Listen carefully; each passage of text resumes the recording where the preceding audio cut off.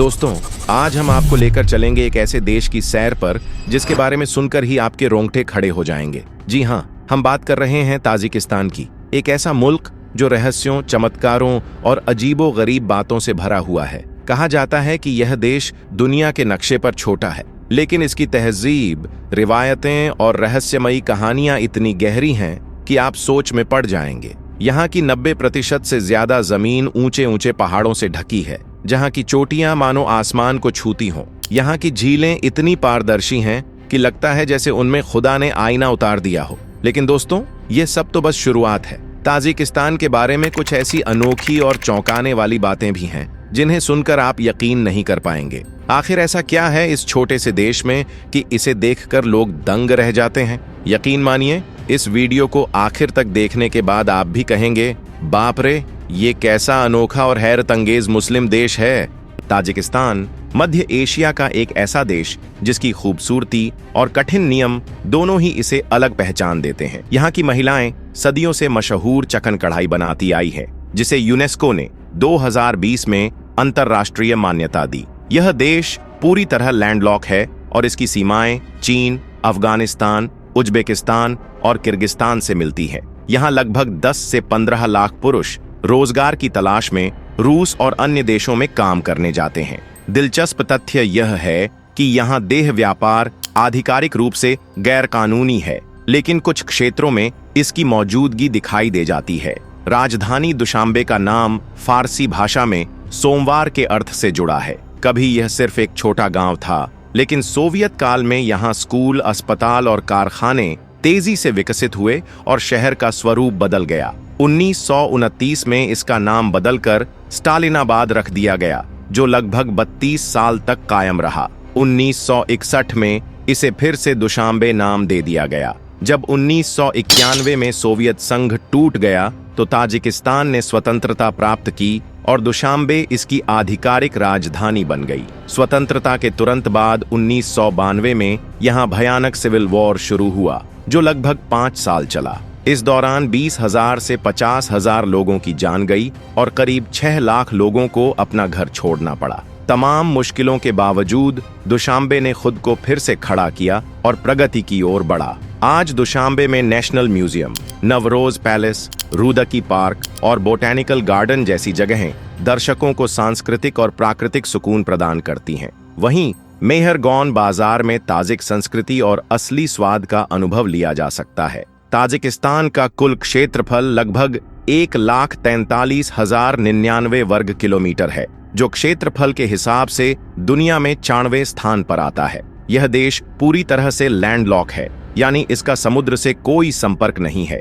यहाँ का लगभग 93% हिस्सा पहाड़ों से ढका हुआ है, जिसमें प्रसिद्ध पामीर और अलाई पर्वत शामिल हैं। 2025 तक अनुमानित आबादी लगभग 1,05,00,000 है, जो धीरे धीरे बढ़ती जा रही है। आबादी में लगभग 85% ताजिक, 13% उज्बेक और बाकी में थोड़े बहुत रूसी और अन्य समुदाय शामिल हैं।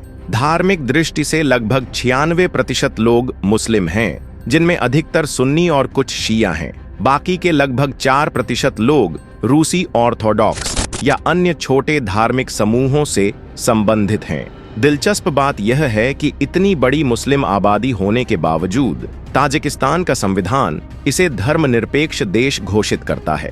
भाषाई रूप से यहाँ ताजिकी प्रमुख भाषा है, जो फारसी जैसी होती है और सिरिलिक लिपि में लिखी जाती है। इसके अलावा रूसी भाषा का इस्तेमाल व्यापार और शिक्षा में होता है और कुछ क्षेत्रों में उज्बेकी और किर्गिज भी बोली जाती हैं। ताजिकिस्तान की असली पहचान केवल इसके ऊंचे पर्वतों, हरे भरे वादियों और नवरोज जैसे जीवंत त्योहारों में ही नहीं है, बल्कि इसकी मेहमान नवाजी और पारंपरिक चकन कढ़ाई में भी दिखाई देती है, जिसे पूरी दुनिया सराहती है। लेकिन एक और पहलू है जो इसे अन्य मुस्लिम देशों से अलग बनाता है। यहाँ 96% से अधिक आबादी मुस्लिम है, फिर भी हिजाब पहनना, दाढ़ी बढ़ाना या कम उम्र में शादी करना इतना आसान नहीं है। ताजिकिस्तान ने खुद को धर्मनिरपेक्ष देश घोषित किया है और सरकार धार्मिक गतिविधियों पर कड़ी निगरानी रखती है। कागज पर यह देश मुस्लिम है, लेकिन हकीकत में यहाँ कठोर कानून और पाबंदियां हैं, जिन्हें जानकर कोई भी हैरान रह जाए। 2007 से स्कूलों और सरकारी दफ्तरों में हिजाब पहनने पर रोक लगी हुई है। सरकार का तर्क है कि इससे कट्टरपंथ पर नियंत्रण रखा जा सकता है और देश की सांस्कृतिक पहचान सुरक्षित रहती है। 2016 में खतलोन इलाके में हिजाब बेचने वाली लगभग 160 दुकानों को बंद कर दिया गया। इसके अलावा 2024 में ऐसी रिपोर्ट आई कि यदि कोई नियम तोड़कर तंग या काले कपड़े पहनता है तो उस पर लगभग 63,000 रुपये, करीब 7,920 सोमोनी का जुर्माना लगाया जा सकता है। अब बात दाढ़ी की।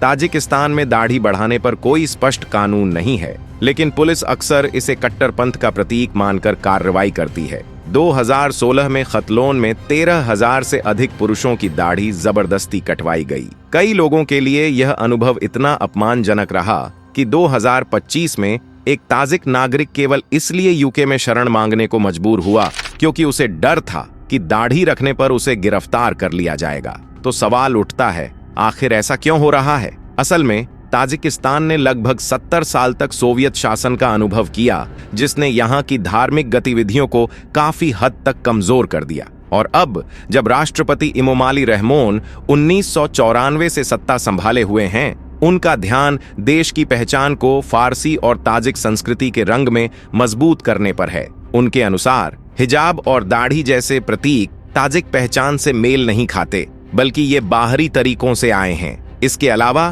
ताजिकिस्तान की शादी की परंपरा भी अपनी अनोखी विशेषताओं के लिए जानी जाती है। कानूनी रूप से शादी की उम्र 18 साल निर्धारित है, लेकिन कई इलाकों में लड़कियों की शादी इससे पहले भी कर दी जाती है। शादी के बाद चिल्ला नामक रस्म निभाई जाती है, जिसमें दुल्हन कुछ दिन अपने ससुराल में रहकर माहौल और परिवार की समझ बनाती है।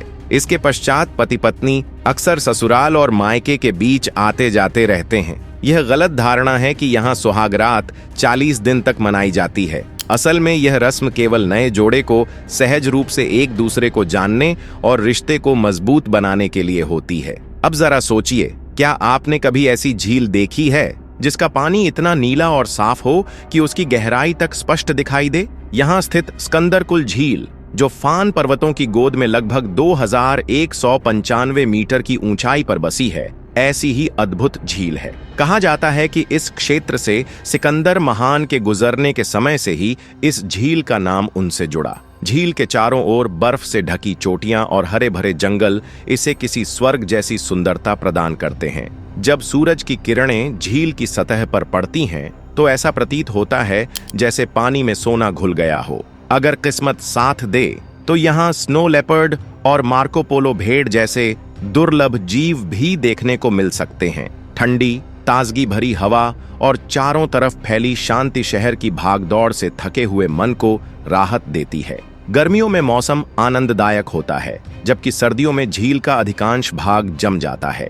रंग बिरंगे फूल और घने जंगल इस क्षेत्र की प्राकृतिक सुंदरता को और बढ़ा देते हैं। नेचर लवर्स और एडवेंचर प्रेमियों के लिए स्कंदरकुल किसी सपने जैसी जगह है, जहां जाकर वास्तविक प्राकृतिक छटा का अनुभव किया जा सकता है। यदि आप ताजिकिस्तान जाएं, तो नवरोज पैलेस देखना बिल्कुल न भूलें। ये कोई साधारण इमारत नहीं, बल्कि ताजिक शान और उनकी कला का जीवंत नमूना है। इसकी नींव 2009 में रखी गई और 2014 तक इसे पूरा किया गया। शुरू में इसे दुनिया का सबसे बड़ा चायखाना बनाने का विचार था, लेकिन निर्माण के दौरान यह एक शानदार सांस्कृतिक और सरकारी महल में बदल गया। दुशांबे की इस्माइल सोमोनी एवेन्यू पर स्थित यह भव्य नवरोज पैलेस पास की कॉमसोमोल झील की नीली झिलमिलाहट के साथ और भी आकर्षक दिखता है। चारों ओर फैले रंग बिरंगे फव्वारे और हरे भरे बगीचे इसे शांति और ताजगी से भर देते हैं। इस पैलेस की असली भव्यता इसकी नक्काशी और वास्तुकला में छिपी है। करीब 40,000 स्क्वायर मीटर में फैली इस इमारत में 12 हॉल और कई फ्लोर हैं, जिनकी लकड़ी की नक्काशी और रंगीन मोज़ेक बनाने में हजारों ताजिक कारीगरों ने महीनों तक मेहनत की। 46 मीटर ऊंचा गुंबद दूर से ही इसकी भव्यता का एहसास कराता है। अंदर के गुलिस्तान, दीदौर, जरांदूद और अर्धंग हॉल महोगनी और मेपल की लकड़ी, पामीर के पत्थरों और ताजिक लोक कथाओं से प्रेरित मोज़ेक से सजे हुए हैं। नवरोज पैलेस केवल एक इमारत नहीं, बल्कि ताजिक संस्कृति और शिल्प का गर्व है। इसका नाम नवरोज इसलिए रखा गया क्योंकि यह ताजिक नए साल और नए जीवन की शुरुआत का प्रतीक है। यह जगह ताजिकिस्तान की आत्मा को महसूस करने का अनोखा अनुभव देती है, जहां हर दीवार पर इतिहास और परंपराओं की कहानी बयां होती है। यहाँ की हर नक्काशी, हर मोज़ेक और हर हॉल में सदियों की मेहनत और कला की झलक देखने को मिलती है। अगर आप ताजिकिस्तान की असली पहचान देखना चाहते हैं तो नवरोज पैलेस की एक झलक आपके दिल में हमेशा के लिए बस जाएगी